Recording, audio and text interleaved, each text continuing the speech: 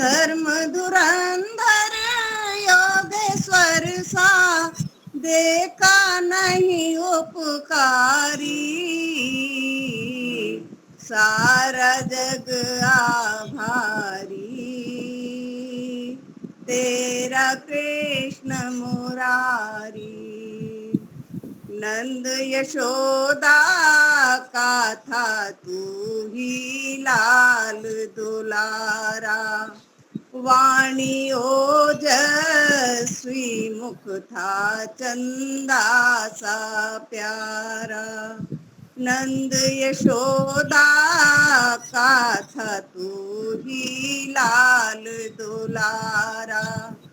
वाणी ओजस्वी मुख था चंदा सा प्यारा। विद्या विनय तेज यश बल की खिलती थी फुलवारी। सारा जग आभारी तेरा कृष्ण मुरारी। सारा जग आभारी तेरा कृष्ण मुरारी। गीता ज्ञान को पाकर दुनिया चहक रही है। कली कुसुम जीवन की सचमुच महक रही है। गीता ज्ञान को पाकर दुनिया चहक रही है। कली कुसुम जीवन की सचमुच महक रही है। कर्म क्षेत्र के धर्म युद्ध की शंका मिटी हमारी। सारा जग आभारी तेरा कृष्ण मुरारी। सारा जग आभारी तेरा कृष्ण मुरारी। सत्य का रक्षक सबल तपस्वी और मनस्वी। निर्भय नवयुग सृष्टा कर मठ अमर यशस्वी। सत्य का रक्षक सबल तपस्वी और मनस्वी। निर्भय नवयुग सृष्टा कर मठ अमर यशस्वी। युग युग तेरा अभिनंदन करता है हितकारी। सारा जग आभारी तेरा कृष्ण मुरारी। सारा जग आभारी तेरा कृष्ण मुरारी। कंस दुर्योधन शिशुपालों से जगत भरा है। पापों की ज्वाला में जलती पुनः धरा है। कंस दुर्योधन शिशुपालों से जगत भरा है। पापों की ज्वाला में जलती पुनः धरा है। आस हमारी आ जाओ तुम, आस हमारी आ जाओ तुम, फिर से सुदर्शन धारी। सारा जग आभारी तेरा कृष्ण मुरारी। सारा जग आभारी तेरा कृष्ण मुरारी। धर्म धुरंधर योगेश्वर सा, धर्म धुरंधर योगेश्वर सा देखा नहीं उपकारी।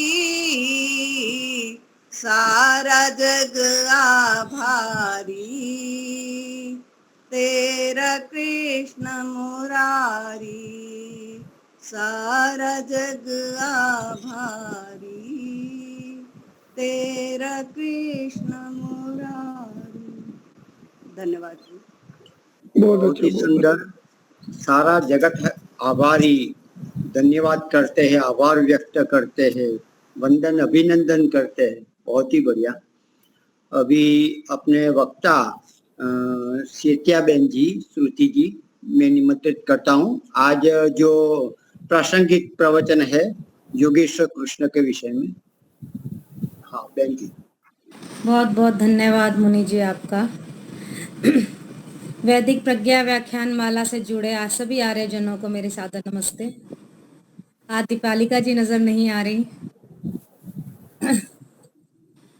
आज मोबाइल कुछ बिगड़ चुका है तो अच्छा, कोई बात नहीं, कर जुड़ी हुई हैं, मैंने देखा है उनका नाम, तो उनको भी मैं साधुवाद करती हूँ।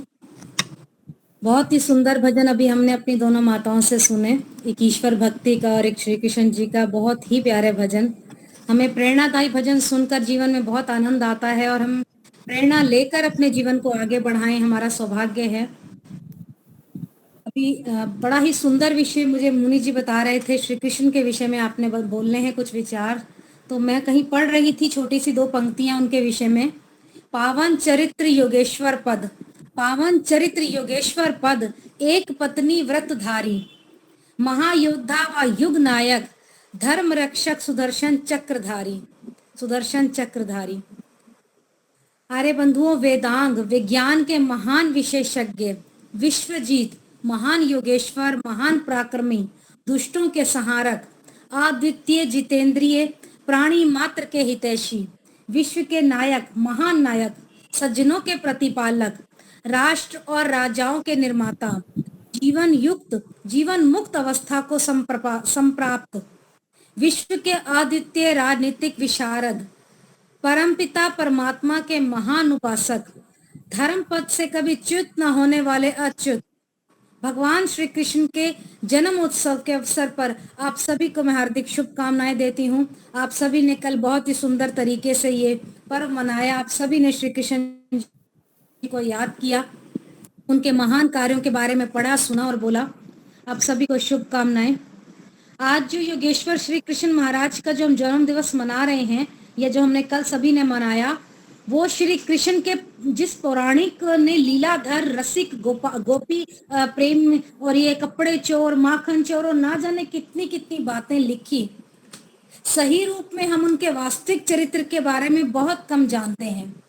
लोगों ने अपना स्वार्थ सिद्ध करने के लिए ना जाने अपने अपने उनके लिए क्या क्या चरित्र गढ़ लिए, जिससे उन लोगों का मनोरथ तो पूरा हो गया, लेकिन कहीं ना कहीं श्री कृष्ण के वास्तविक चरित्र नष्ट हो गया।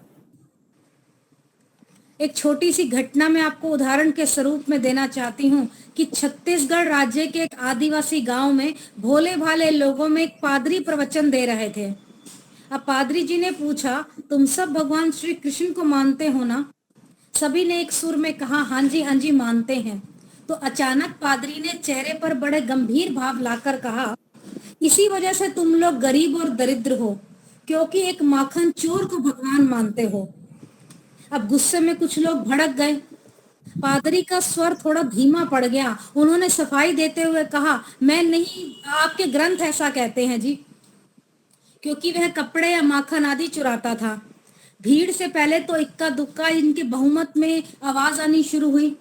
सबने हाँ में हाँ मिलाना शुरू कर दिया।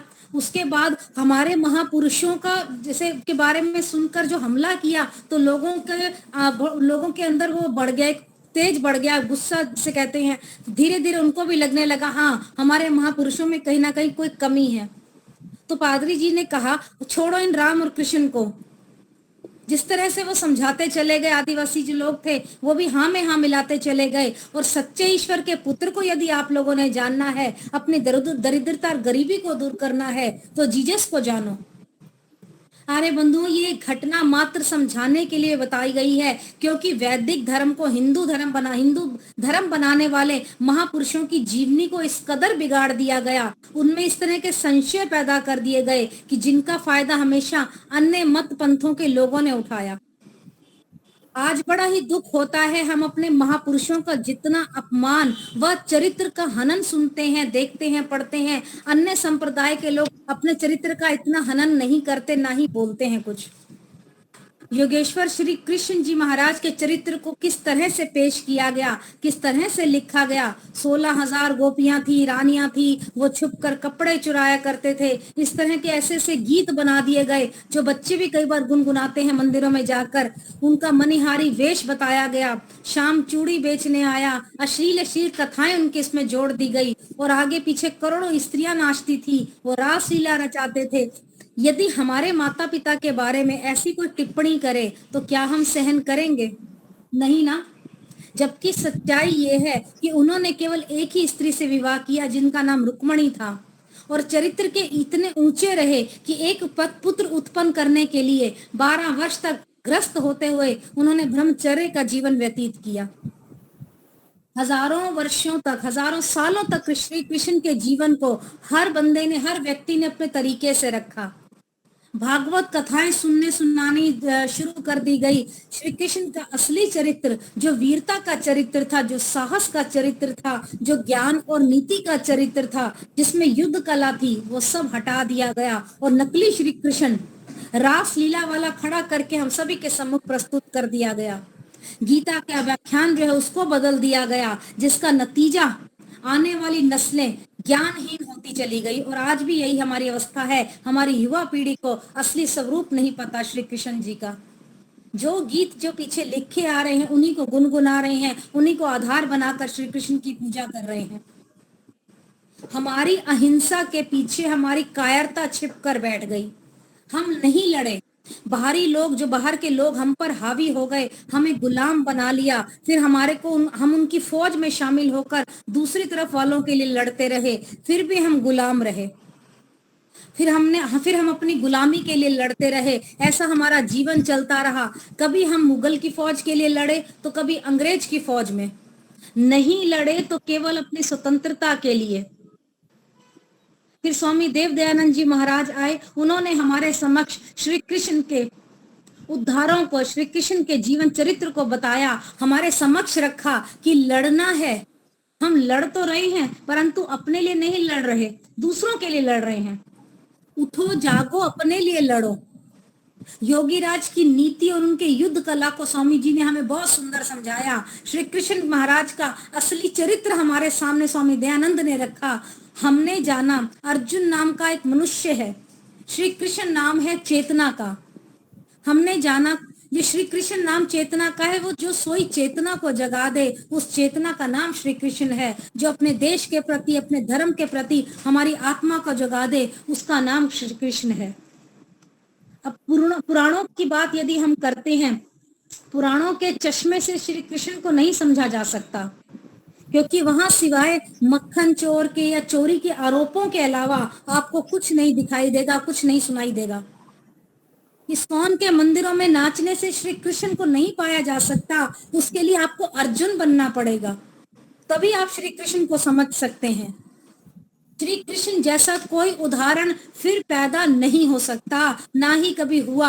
यदि स्त्री जाति के सम्मान की बात की जाए तो श्री कृष्ण जैसा उदाहरण हमें कहीं देखने को नहीं मिलेगा।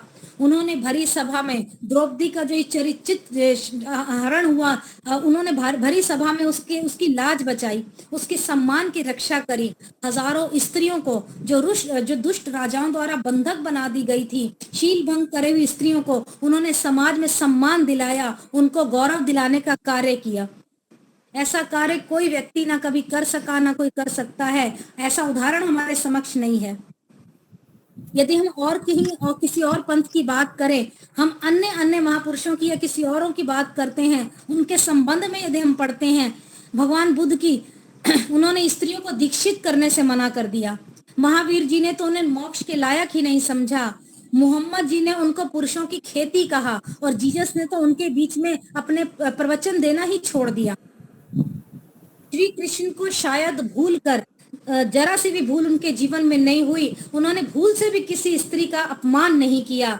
जरूर उस समय स्त्री जाति श्री कृष्ण का सम्मान करती होगी, लेकिन झूठ के ठेकेदारों ने क्या किया, खुद नारी जाति का शोषण करने के लिए योगीराज श्री कृष्ण के चरित्र को रासलीला से जोड़ दिया। जिन्होंने पूरे जीवन भर धर्म की स्थापना के लिए संघर्ष किया, उनके मुख से गीता का संदेश विश्व भर में श्रेष्ठ ज्ञान के रूप में प्रकट हुआ। इतने अच्छे चरित्र और किसी का हो ही नहीं सकता। धर्म की बुनियाद में श्री कृष्ण हमेशा जीवित हैं, हमेशा बसे रहेंगे। अंधविश्वास के अखंड, जो हमारा आंखों पे पर्दा पड़ गया अंधविश्वास का, अंधकार का पर्दा हटेगा, फिर श्री कृष्ण का जन्म होगा। और मैं यही कहूंगी, उनका विराट स्वरूप यदि आपने देखना है तो गीता में देखिए।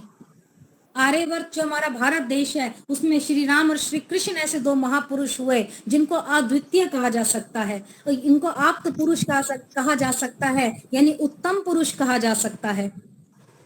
श्री कृष्ण का जीवन यदि आप देखेंगे, उनके गुण, उनके कर्म, उनका स्वभाव, उनका आप्त पुरुषों का ये सदृश्य आप देखेंगे, जिन्होंने कभी किसी धर्म के लिए, किसी और के जीवन के लिए कोई बुरा कार्य नहीं किया।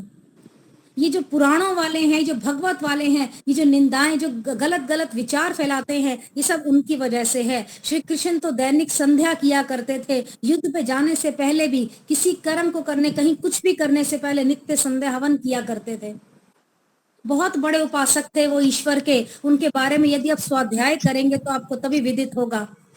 अपने समय के अद्वितीय विद्वान थे, वेदों के ज्ञाता थे, दयावान थे, शूरवीर थे, शालीनता वाले थे, चतुराई वाले थे, नम्रता वाले थे, तेजस्विता उनके अंदर थी, धैर्य था, संतोष था, सभी अलग अलग प्रकार के गुण उनके अंदर अनुपम भंडार था।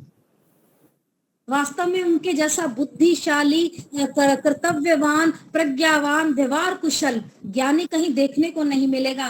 कूटनीतिज्ञ थे, राजनीतिज्ञ थे, वो अत्यंत संयमी थे। वो हम लोग कैसे कैसे लांछन लगाते हैं उनके जीवन चरित्र पर, क्यों जैसी प्रथा चली आ रही है हम भी उसमें झूमते चले जा रहे हैं। यही भजन कीर्तन गा गा कर श्री कृष्ण के चरित्र को हमने बिल्कुल खत्म कर दिया। उनको हमने चोर जार कहकर शिरोमणि के रूप में उनका चित्रण कर दिया।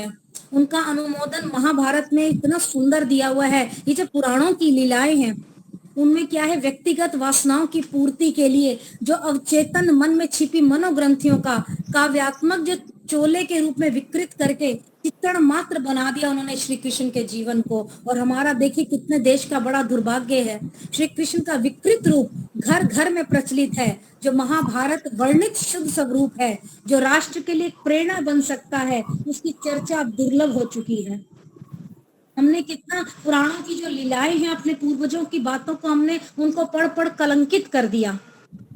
ऐसे ही कोई छोटा सा प्रसंग, ऐसे दो पंक्तियां लिखी हुई थी, आओ कृष्ण पर कलंक लगाएं, आओ कृष्ण पर कलंक लगाएं, तुम भी नाचो हम भी नाचें, सब मिलकर कर रास रचाएं। तुम एक बार राधा बन जाओ और हम स्वयं कृष्ण बन जाएं, आओ कृष्ण पर कलंक लगाएं। चुनरी खींचे चूड़ी बेचे मनिहारी हम सब बन जाएं, संध्या यज्ञ बंद करो, वेद ताक पर सब रख दो, दूध माखन हम सब खूब चुराएं, चोर जार सब बन जाएं, आओ कृष्ण पर कलंक लगाएं। कंस वध की बात करो ना, दूत कर्म हमसे ना होगा, धर्म सारथी बनना छोड़ो, आओ अपना ऐब छुपाएं, धर्म युद्ध निर्णायक बनकर हम अपनी क्यों जान फंसाएं, आओ कृष्ण पर कलंक लगाएं, आओ कृष्ण पर कलंक लगाएं। योगेश्वर के चरित्र को हम स्वयं महाभारत के माध्यम से जानें, उनके चरित्र को, शुद्ध स्वरूप को घर घर तक पहुंचाएं, उनके महान स्वरूप को हम कलंकित होने से बचाएं और अपने बच्चों को अपने संस्कार इस प्रकार दें कि अपने हम बच्चों को बता सके श्री कृष्ण का वास्तविक स्वरूप क्या है। दो पंक्तियां कहकर अपनी वाणी को विराम दूंगी। ये पंक्तियां प्रोफेसर उत्तम चंद शरद जी जन्माष्टमी पर सुनाया करते थे। दो ही पंक्तियां छोटी सी, बड़ी अच्छी लगी मुझे। उन्होंने पंक्तियों का जो नाम रखा, हम और तुम। हम कहते हैं आदर्श था, इंसान था मोहन, तुम कहते हो अवतार था, भगवान था मोहन। हम कहते हैं कृष्ण था पैगंबरों हादी, हम कहते हैं कृष्ण था पैगंबरों हादी, तुम कहते हो कपड़े चुराने का आदि।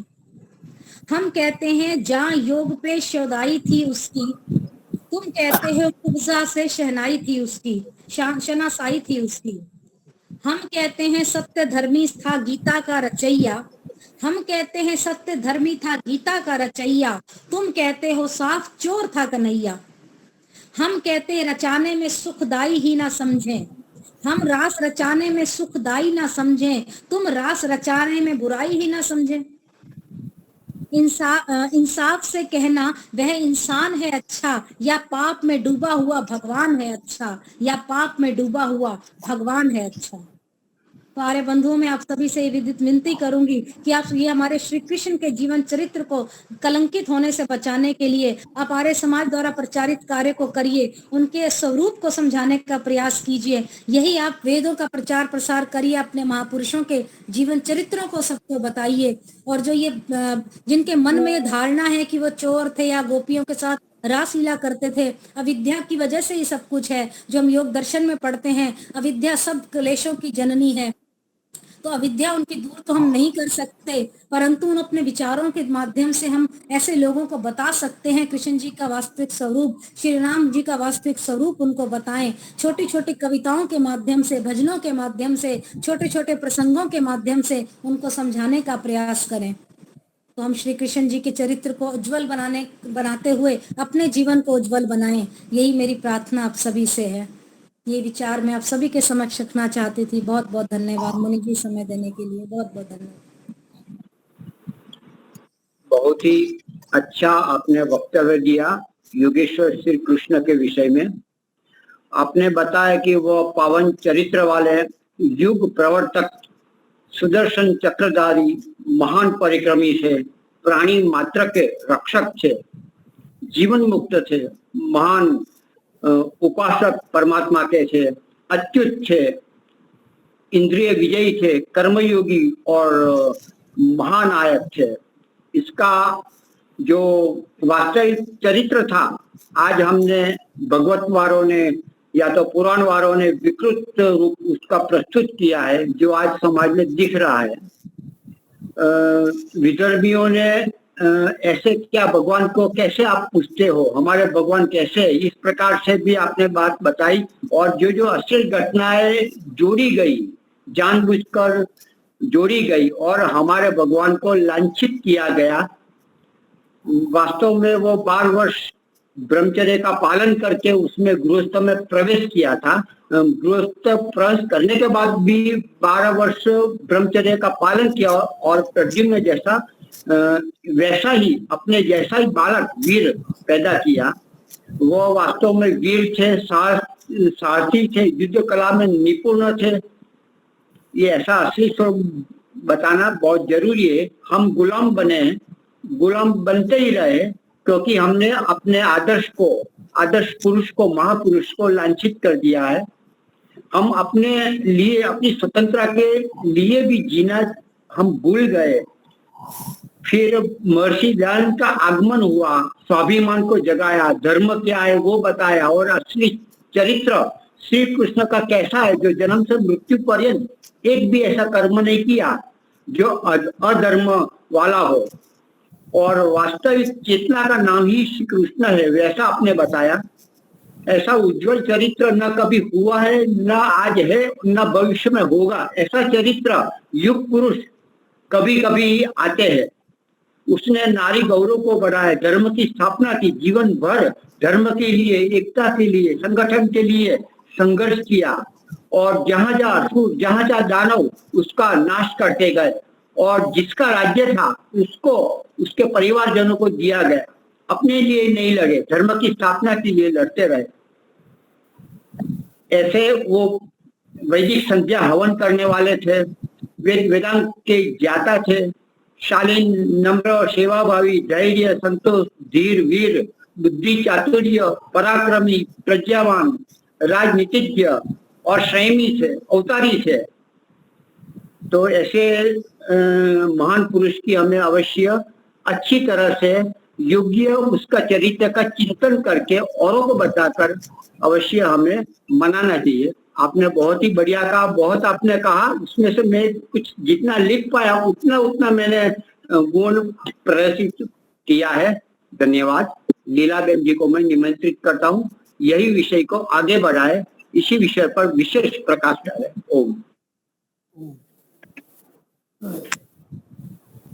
गायत्री मंत्र से ईश्वर की स्तुति, प्रार्थना, उपासना करेंगे।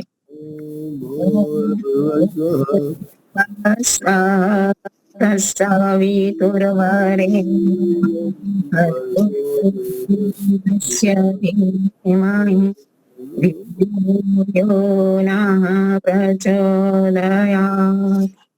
सबका जगत के सब जीवों का आधार, जो प्राणों से भी प्रिय और स्वयंभू है, जिसके संसर्ग मात्र से संसार के सारे प्राणी सभी क्लेश और दुखों से मुक्त हो जाते हैं, जो नानाविध जगत में सर्वत्र व्यापक होकर सबका पालन और पोषण करता है, सकल जगत का उत्पादक, सब ऐश्वर्य का दाता, जिसकी प्राप्ति में सभी की सब आशाएं एवं अभिलाषाओं की पूर्ति है, उस पवित्र परमात्मा के पवित्र तेज को हम अपने हृदय में धारण करते हैं।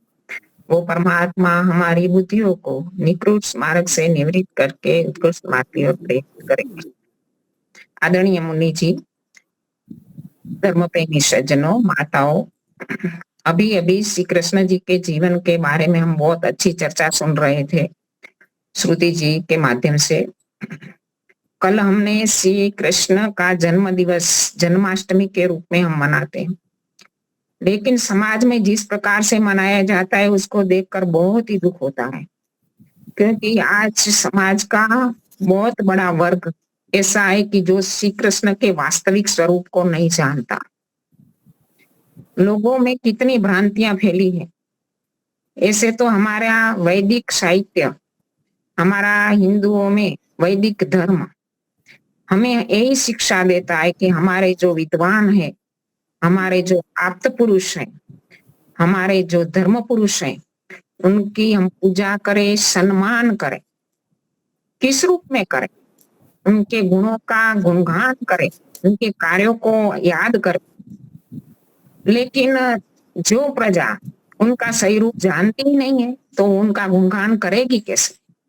और हमारे जो नित्य के जितने भी क्रियाकांड है, मान लो हमारे पंच महायज्ञ है, उसमें भी एक यज्ञ तो अतिथि यज्ञ है और दूसरा पितृ यज्ञ भी है, कि हमारे पितृओं को, हमारे महापुरुषों को हम उसको यज्ञ की कोटि में रख दिया है कि उनको सही रूप में सम्मान दे। और कहीं भी, लेकिन वेद में भी कई मंत्र आते हैं कि हमारे पितरों की, हमारे आप्त पुरुषों की, हमारे धार्मिक पुरुषों की हम पूजा करें। लेकिन वेदों के कोई भी मंत्र में ऐसी बात तो नहीं आई कि उनको अवतार मानकर मां पूजे। अवतारवाद की धारणा सर्वदा मिथ्या है। वैदिक साहित्य में कहीं भी अवतारवाद का अनुमोदन नहीं है। अवतारवाद की बात बौद्ध काल में आई। बौद्ध काल में हमने देखा कि बौद्ध, खुद बुद्ध बड़े महात्मा थे, बड़े तपस्वी थे, फिर भी यज्ञ में पशु बलि को देखकर उनके मन में ये प्रश्न आया कि ये क्या कर रहे, इतनी हिंसा यज्ञ के नाम पर। तो उन्होंने कहा, जो करने वाले लोग थे ज्ञानी थे, स्वार्थी थे, अपना अपना मत पंथ संप्रदाय चला रहे थे, ऐसे तथा कथित लोगों ने कहा कि ये वेद का विधान है और वेद ईश्वर की वाणी है। तो महात्मा बुद्ध का कथन था कि ऐसे ईश्वर को मैं नहीं जानता। तो बौद्ध काल में बौद्ध धर्म से नास्तिकवाद चालू हो गया। ईश्वर से लोग दूर होते गए। जैसे ईश्वर से दूर होते गए, वैदिक साहित्य से वेदों से भी दूर होते गए। और बौद्ध काल के जो शिष्य लोग थे, उन लोगों ने ईश्वर का माध्यम बुद्ध को बनाया, बुद्ध की मूर्ति बनाकर पूजने लगे। वो उपासना की पद्धति दूसरे लोगों को भी अच्छी लगी, क्योंकि वो समय तो हमारा वैदिक धर्म ज्यादातर लुप्त हो ही गया था। क्योंकि हमारे इतिहासकार बताते हैं कि महाभारत काल से 1000 साल पहले वैदिक धर्म धीरे धीरे लुप्त होने लग गया था। वो वैदिक धर्म वो शाम थी, महाभारत काल, सूर्यास्त था। तो उसी समय वो लोग बुद्ध की मूर्ति बनाकर पूजने लगे और दूसरे लोगों को भी उपासना की ये पद्धति बहुत भाई, तो अपने अपने महापुरुषों की मूर्तियां बनाकर पूजने लगे। तो हिंदुओं ने राम और कृष्ण, जो हमारे बड़े महापुरुष, ऐतिहासिक महापुरुष, उनकी मूर्तियां बनाकर उनके जो शिष्य गण थे, उनके भक्त गण थे, उनकी पूजा करने लगे और इनके साथ उनकी पूजा का आधार आज भी जो हिंदू लोग समाज के अंदर श्री कृष्ण का जो चरित्र अभी बहन ने बताया ना कि बताया जाता है, तो उनका पूरा आधार पुराण पर है। क्योंकि जैसे राम का चरित्र हम वाल्मीकि रामायण से देख पाते हैं, क्योंकि उनके जीवन के बारे में ही पूरी लिखी गई है, लेकिन श्री कृष्ण जी के बारे में ऐसा कोई चरित्र लिखा नहीं। उनका आधार पुराण ही है। पुराणों में जो बातें बताई जाती है वही है, और पुराण कैसे 18 पुराण बताए जाते और कई उप पुराण भी बताए जाते। पुराणों की बहुत संख्या है, उप पुराण पुराण आदि मिलकर। लेकिन इन सारे पुराणों में जितनी भी धर्म की आध्यात्मिकता का अधपतन है, इतना कोई धार्मिक ग्रंथ में। इन पुराणों को देखकर तो महर्षि दयानंद ने उद्गार किया था कि भागवत का बनाने वाला यदि माँ के पेट में ही मर गया होता तो श्री कृष्ण जैसे धर्मात्मा की, एक महात्मा की निंदा तो होती। और महर्षि दयानंद कहते हैं कि श्री कृष्ण एक ऐसे आप्त पुरुष हैं जिन्होंने जन्म से लेकर मृत्यु पर्यंत कोई अधर्म का कार्य नहीं किया, कोई अपवित्र कार्य नहीं किया। और आज हिंदू पुराण वाले जो लेखक हैं, कथाकार हैं, सारे उन पर कितने आरोप लगाते हैं। कौन सा अत्याचार है जो श्री कृष्ण पर नहीं हुआ, पुराण वालों ने नहीं किया। अधपतन की भी एक मर्यादा होती है, लेकिन यहाँ तो अश्लीलता, अधपतन, नैतिकता का पतन इतना देखा जाता है कि हम उन पुराणों को पढ़ भी नहीं पाते। पता नहीं इन कथाकार उनको कैसे सत्य मानकर चलते, और ऐसे एक महापुरुष के जीवन को कलंकित किया गया है। तो उनका आधार पुराण को बनाया गया। तो पुराणों में की जो शिक्षा है, महर्षि दयानंद कहते थे कि संस्कृत सीखने वाले यदि आज के ब्रह्मचारी गण, विद्यार्थी गण यदि संस्कृत सीखने के बाद पुराण को पढ़ेंगे तो इससे समाज का कोई उद्धार होने वाला नहीं। वो तो उल्टा उनको अधपतन के मार्ग पर ले जाएगा।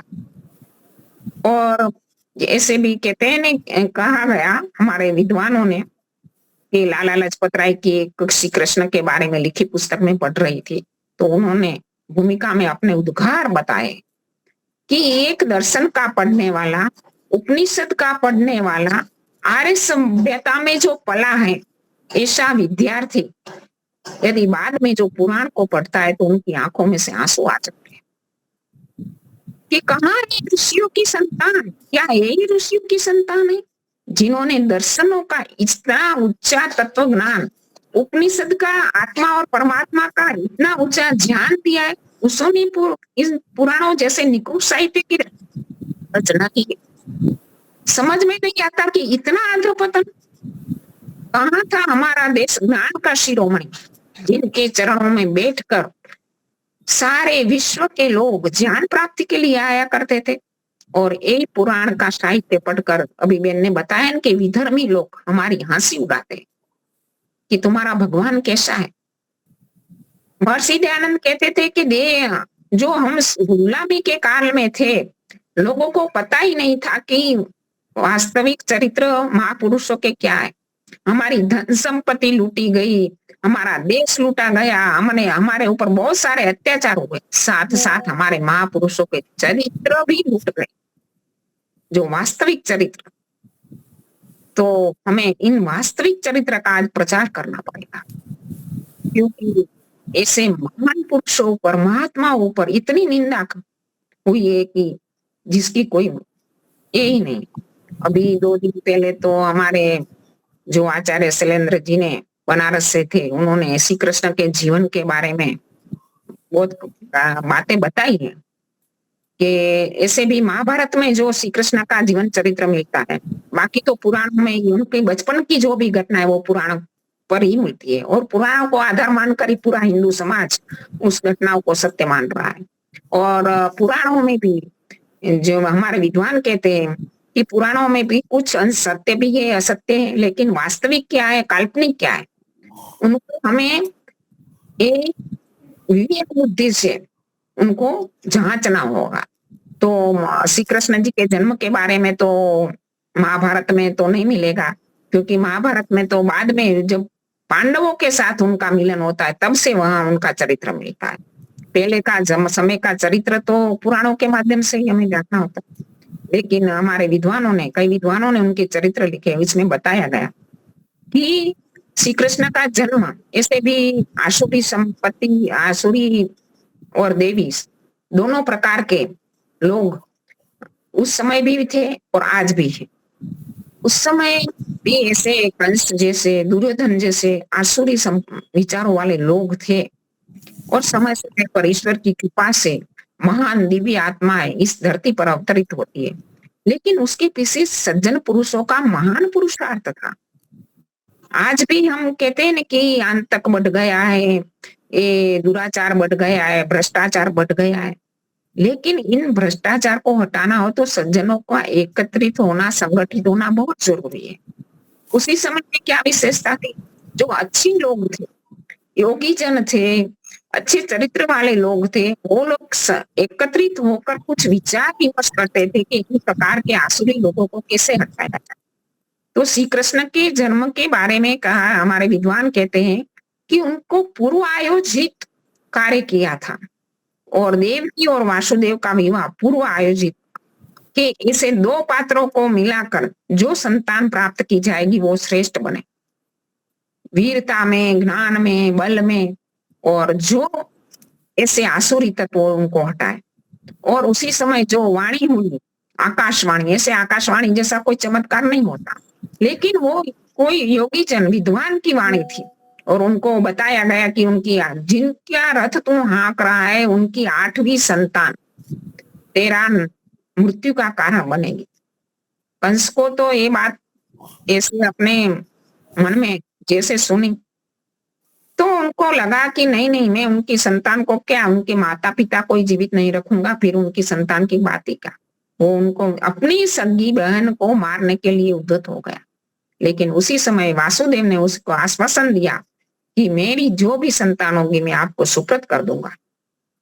एक चिंतन होता है कि 8वीं संतान तक ही क्यों गए, पहली और दूसरी संतान को दे देते तो क्या इतने संतानों का तो हत्या नहीं होती। लेकिन इसके पीछे भी मनोविज्ञान है कि माता पिता अपनी आंखों के सामने अपनी संतानों का मृत्यु जैसा दुख देख नहीं सकते, और ऐसा दुख दूसरों के द्वारा, कोई आत्ताई के द्वारा किया जाता है तो वो बड़ी दुख की बात होती है। उनके अंदर बड़ा रोष आ जाता है, उनकी मनस्थिति इस प्रकार ले जाने का तात्पर्य था जैसे माता जीजाबाई ने शिवाजी का निर्माण किया। इसके पीछे भी उनकी मनस्थिति जवाबदार थी कि अपने भाई को, अपने पिता को और अपने पति को खुद मुगलों ने किस प्रकार अंतक से कष्ट दे रहे थे, पीड़ा दे रहे थे, और भाई का और पिता का तो मृत्यु करवा दिया था। तो जीजाबाई के अंदर एक रोष प्रकट होता है उनका कार्य को देखकर कि नहीं, कैसे भी मैं एक ऐसी संतान को तैयार करूंगी कि इन मुगल साम्राज्य को नष्ट कर। तो इन प्रकार का रोष देवकी के अंदर, वासुदेव के अंदर उत्पन्न करने के लिए 8वीं संतान तक गए कि एक एक के बाद जो भी संतान की मृत्यु को वो देखते जाते तो उनके अंदर वो रोष और प्रकट जोर पकड़ता है। और तीव्र इच्छा, कहते हैं कि जो तीव्र इच्छा बनती है, तीव्र जोश बनता है, वो क्या नहीं करता। और उनकी संतान में वही गुण आया कि वो बड़े चतुर थे, बड़े चालाक थे, बड़े चंचल थे, बड़े मेधावी थे, बड़े बुद्धिमान थे, बड़े बलशाली थे, बड़े पराक्रमी थे। बचपन से ही बच्चों में जो कोई बच्चा असाधारण होता है तो उसके अंदर वो गुण दिखाई देते हैं कि वो अत्यंत शुरू से इतना होशियार होता है, कोई विषय विशेष में पारंगत होता है। तो श्री कृष्ण जी बचपन से ही ऐसे थे, उनकी माता पिता ने इस प्रकार की संतान तैयार की। और उस समय सारा जो लोक समाज था, जन समाज था, वो भी कंस के अंतक से त्राहिमाम हो गया था। वो चाहते थे कंस को दूर करने के लिए, इसलिए जो जेल के दरवाजे थे वो खुल गए, ऐसा कुछ नहीं, सारे चौकीदार उनके समर्थन में। और नंद बाबा ऐसे कहते हैं कि यमुना के आसपास के जो गोप लोग रहते थे, गोपानी गोकुल, गोकुल नाम था, तो ये गोकुल गांव में गऊ का बहुत ज्यादा गौएं थी और गऊओं के पालन करने वाले गोप लोग रहते थे और नंद इन सबका मुखिया था। उनके पास तो कहा गया है कि नंद की उपाधि ही 9 लाख गौएं थी, तो उनके पास इतनी गौएं थी। और ये जो गौ वाले ग्वाले होते हैं ने, वो सारा अपना जो भी होता है सरसामान आदि, जहां भी घास चारे की बहुतायत होती है वहां पर पड़ाव डालते, कुछ समय वहां रहते, और जहां वो घास चारा खत्म होता है तो दूसरे स्थान पर स्थानांतर कर जाते हैं। आज भी हम देखते हैं।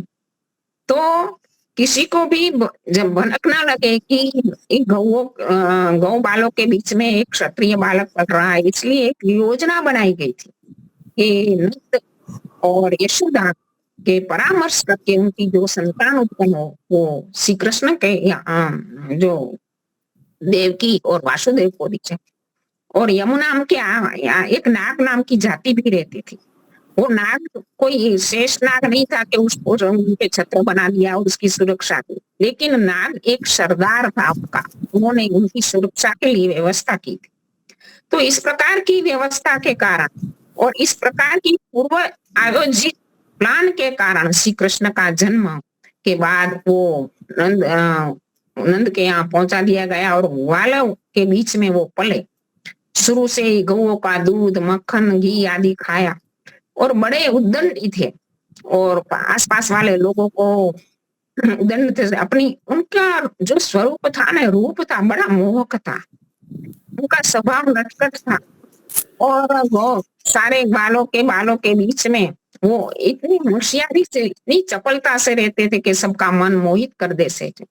और कुछ समय के बाद वहां वृंदावन में, कहते हैं कि वृंदा गोकुल नाम हुआ गौओं की बहुतायत के कारण।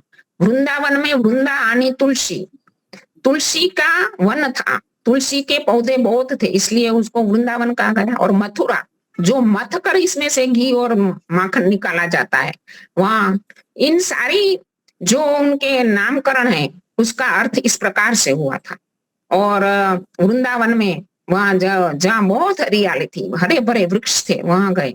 और उस समय श्री कृष्ण की आयु लगभग 10 वर्ष के आसपास की थी और वो इतने चालाक, चतुर और सारे वन्य पशुओं के अंदर भी उनको निर्भय थे बिल्कुल। बचपन से ऐसा वातावरण मिला, ऐसा योग मिला, ऐसे बाल बालों के साथ घूमना फिरना, सब ऐसी ट्रेनिंग मिली कि वो कोई पशुओं से भी डरते नहीं थे। जंगली पशुओं को भी भीड़ कर उसको मार देते थे। और उसी दिन बताया था ने आचार्य जी ने कि उनको एक प्रकार की ट्रेनिंग दी गई थी। और इस ट्रेनिंग के कारण बाद में मथुरा में जाकर अपने मामा कंस का भी, जो कंस को भी पता चल गया, क्योंकि जब 11 वर्ष के हुए आसपास तो उनका जो भी, ऐसे कई लोगों को थोड़ा सा पता भी था कि ग्वाल बालों के बीच में 2 क्षत्रिय बालक पल रहे हैं। एक तो थे कृष्ण और दूसरी पत्नी रोहिणी का पुत्र था बलराम, दोनों साथ में पल रहे थे। और बाद में कंस के मुकाबला करके कंस को भी हार गिराया और उसके पिता उग्रसेन को जेल में से छुड़ाया। इसलिए बचपन से ही जो श्री कृष्ण जी है ना, उन्होंने जो भी आतताई है जन समाज को, जो पीड़ा देने वाले लोग हैं या पशु हैं, उन सबको दूर करके रक्षा की थी। इसे गोवर्धन पर्वत को पर भी एक बार बहुत वर्षा हुई और वर्षा काल में सारे लोगों को आश्रय दिया था श्री कृष्ण जी। और उनकी जो टुकड़ी थी, उनका जो ग्रुप था पूरा, तो इसी प्रकार उन्होंने बहुत ही अच्छे काम किए थे। और बाद में जब द्रौपदी के स्वयंवर के समय पांडवों से भेंट होती है और उसी समय भी जो ब्राह्मण वेश में थे पांडव लोग, क्योंकि उनका अज्ञातवास का समय चल रहा था और अर्जुन ने मत्स्य वेद कर द्रौपदी के स्वयं में जीत हासिल की थी, लेकिन सारे क्षत्रिय राजाओं ने उनका विरोध किया। उसी समय भी श्री कृष्ण ने कहा था कि उन्होंने स्वयंवर के नीति नियमों के अनुसार ही उनको पाया है। ये धर्म के अनुकूल है, धर्म से विरुद्ध नहीं है। जहां भी कृष्ण गए वहां धर्म और नीति का मार्ग ही उन्होंने चुना। और इसके बाद जब राजसूय यज्ञ के समय श्री कृष्ण को युधिष्ठिर चाहता था कि मैं राष्ट्रीय यज्ञ करूं, क्योंकि खांडव वन को उन्होंने इतना अच्छा बना दिया था, जो एक जंगल जैसा भाग था, उनके साथ बहुत अन्याय हुआ था। और अन्याय का होते हुए भी उन्होंने खांडव वन में इतना अच्छा राजमहल बना दिया था। और उन्होंने जो श्री कृष्ण जी से परामर्श किया, जो दूसरे लोगों से तो परामर्श कर चुके थे युधिष्ठिर कि मैं राष्ट्रीय यज्ञ करूं, इसे राष्ट्रीय यज्ञ करना सबको उसकी अनुमति नहीं होती है। जो राष्ट्रीय यज्ञ करने की योग्यता प्राप्त करता है उसको ही राष्ट्रीय यज्ञ करने की अनुमति दी जाती है।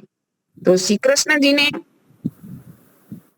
की परामर्श के लिए युधिष्ठिर ने कहा कि मैंने दूसरे सब लोगों से तो परामर्श कर लिया है, ऐसे कृपाचार्य से, द्रोणाचार्य से, भीष्म से, उनके जो भाई थे, उनके राज्य के अंदर जो भी बड़े बुजुर्ग थे, उनके जो मित्र थे, सखा थे, सबसे मैंने परामर्श कर दिया है।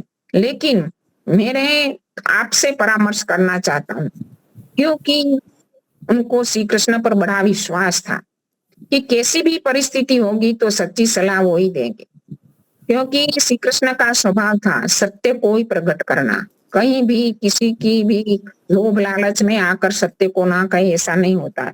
जैसे भी विदुर का जो श्लोक है ना कि पुरुषो बहुवा राजन सततम प्रियवादी न अप्रिय से तो पश्यस्य वक्ता श्रोता च दुर्लभ।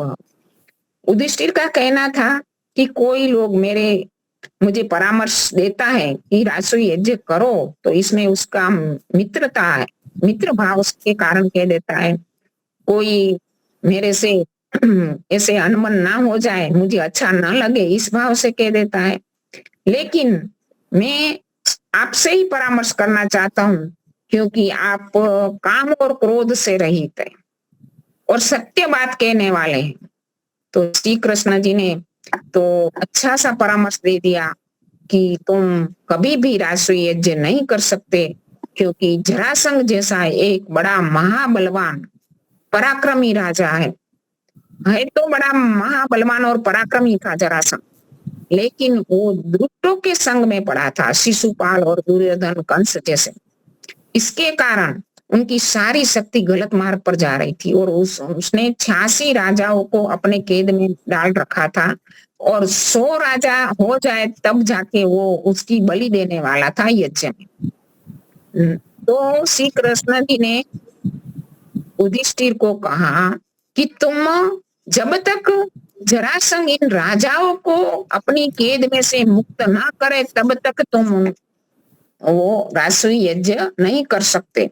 तुम्हें राष्ट्रीय यज्ञ करने का अधिकार भी तब दिया जाएगा कि वो जरासंध का मुकाबला करके उनको वहां से सारे राजाओं को मुक्ति अपाओ। वो काम तो बड़ा दुर्लभ था, क्योंकि 17 बार तो खुद श्री कृष्ण जी उनका मुकाबला कर चुके थे, और 18वीं बार जब मथुरा पर उनका मुकाबला होता था, उसी समय उसने अपने असुरक्षित पाया, तब जाके तो मथुरा छोड़कर वह द्वारिका में बड़ा अपनी राजधानी बनाई और बड़ा कोट बनाया कहीं जहां स्त्रियां भी सुरक्षित रह सकती थी। तो आपका भी वश में नहीं है जरासंध, तो मेरे जैसे की तो बात ही का। लेकिन उसी समय श्री कृष्ण जी ने अपनी कूटनीति से, अपने चातुर्य से, क्योंकि वो राजनीति भी पढ़े हुए थे, जब वहां से मथुरा से जब निकले तो उनका जीवन का बहुत सा समय तो 11-12 वर्ष तो वहां चला गया ग्वालों के साथ वृंदावन में, गोकुल में, वो पढ़ ही नहीं पाए थे। तो इसके बाद सांदीपनी ऋषि के आश्रम में जो अवंतीपुर में है, उज्जैन के पास, वहां जाके वो दोनों भाई वेदांगों का, उपवेद का और राजनीति का शिक्षा उन्होंने वहां पाई थी। और वो शिक्षा के बाद वो जन समाज में आए तो उनके सोने में सुगंध जैसा ज्ञान भी आ गया, पराक्रम में बल, चतुराई तो थी। तो इस प्रकार श्री कृष्ण जी जैसे व्यक्ति भी जरासंध से मुकाबला नहीं कर सकता, तो श्री कृष्ण ने कूटनीति से, ऐसे महर्षि दयानंद ने भी कहा है कि शत्रु यदि हमारे वश में ना आए, शत्रु को यदि वश में करना है तो दृढ़ता पूर्वक उसका सामना करना चाहिए, और कूटनीति का आश्रय लेना है तो भी ले सकते हैं, वो ही धर्म माना जाता है। तो श्री कृष्ण जी ने बताया कि अर्जुन और भीम के साथ में उनके द्वारा जरासंध को क्योंकि पूरी जन समाज को और पूरी सेना को बिना दोष मारना, इनको सामने लश्कर लेकर जाएंगे तो वो बहुत रक्तपात होगा। लेकिन उन्होंने जो एक योजना बनाई कि रात्रि के समय वो स्नातक बनकर ब्राह्मण के वेश में जरासंध के राज्य में पिछले द्वार से गए और जरासंध को ब्राह्मण वेश में आए स्नातकों को वो बहुमान देता था और उनका भी सम्मान किया। उस समय अर्जुन और भीम ने मौन व्रत धारण कर दिया था और उन्होंने कहा कि मध्यरात्रि के बाद उनका मौन टूटेगा।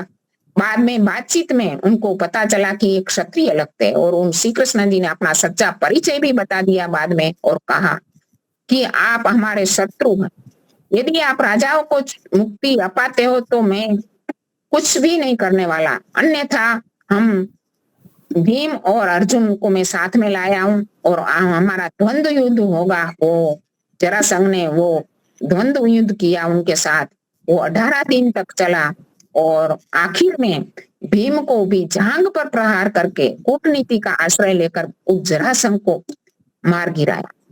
तो श्री कृष्ण जी कि जो हमेशा सत्य का पालन करते थे और कर्तव्य पालन करते समय न ममता में आते थे, न किसी की शर्म में आते थे, न किसी को क्षमा करते थे, लेकिन सत्य का आश्रय लेकर, धर्म का आश्रय लेकर, नीति का आश्रय लेकर वो सारा कार्य पूरा करते थे।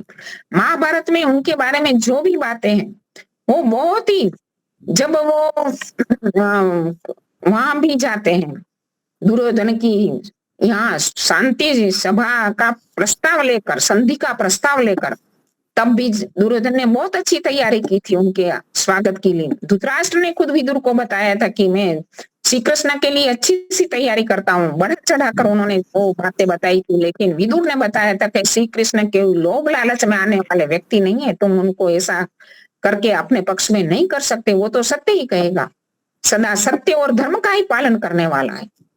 और उन्होंने यहाँ तक कह दिया कि जो श्री कृष्ण जी हैं वो उनकी सभा में गए और दुर्योधन ने कहा कि आज आपके आतिथ्य के लिए मैंने बहुत सारी तैयारी की है, आज आप मेरे यहाँ भोजन ग्रहण करें।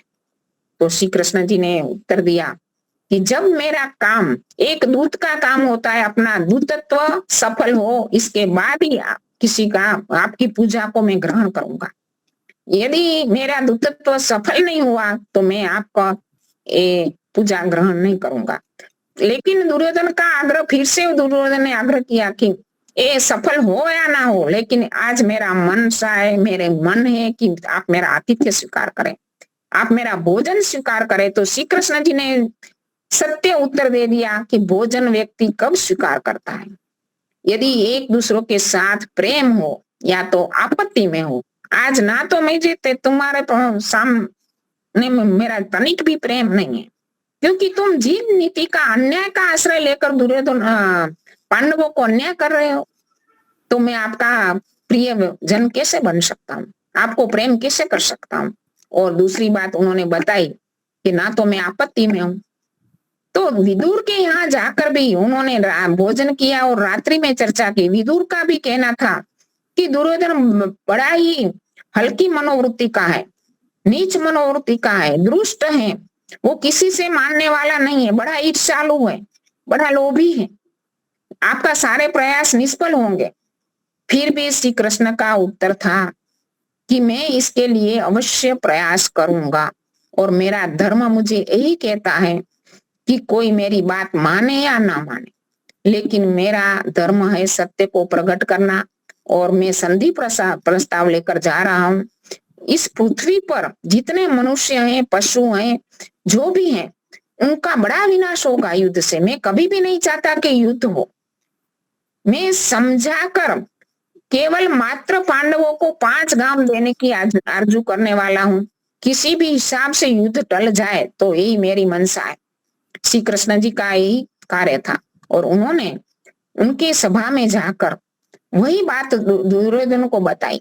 लेकिन दुर्योधन तो किसी से मानने वाला नहीं था और धृतराष्ट्र को आखिर में श्री कृष्ण जी ने यही कहा कि यदि आपका पुत्र नहीं मान रहा और एक व्यक्ति के कारण सारे समाज का, सारे राज्य का, सारे पृथ्वी के कई राजा लोग, क्योंकि सारे देश, वो तो विश्व युद्ध था, इसमें कोई लाखों करोड़ों नहीं, अबजों लोग मारे गए। इतना बड़ा पाप होगा एक व्यक्ति के कारण, तो उस व्यक्ति को ही हमें दूर करना चाहिए। यदि एक गांव के कारण पूरे जनपद को नुकसान होता है तो उस गांव को छोड़ देना चाहिए। और एक आत्मा के एक पृथ्वी के सारी जो वैभव है, इससे आत्मा का पतन होता है तो इस पृथ्वी को के सारे वैभवों को छोड़ देना चाहिए। श्री कृष्ण जी का जो ये बात थी, उन्होंने धृतराष्ट्र को भी कही, गांधारी को भी कही। गांधारी ने भी कई बार दुर्योधन को समझाया, लेकिन दुर्योधन किसी की एक सुनने वाला नहीं था, क्योंकि विनाश काले विपरीत बुद्धि, जब उनका विनाश होना ही था तो उनकी बुद्धि इस तरफ अंधा हो गया था, किसी की बात सुनने वाला ही नहीं था। तो श्री कृष्ण जी ने अपना धर्म इतनी योग्यता के साथ, कुशलता के साथ गए। श्री कृष्ण गीता में कहते हैं ना, योग कर्मसु कौशलम, अपनी योग्यता के साथ, कुशलता के साथ हर एक स्थान पर, चाहे पांडवों के साथ युद्ध में भी उन्होंने कितनी कुशलता बताई है। अभी समय नहीं है, नहीं तो उनके भी एक दो उदाहरण है जो हमारे लिए बहुत ही प्रेरणादायक। ऐसे महापुरुष को, ऐसे धर्मात्मा को, इतनी महान आत्मा को इतना नीचा गिराकर हिंदू समाज ने आज क्या पाया?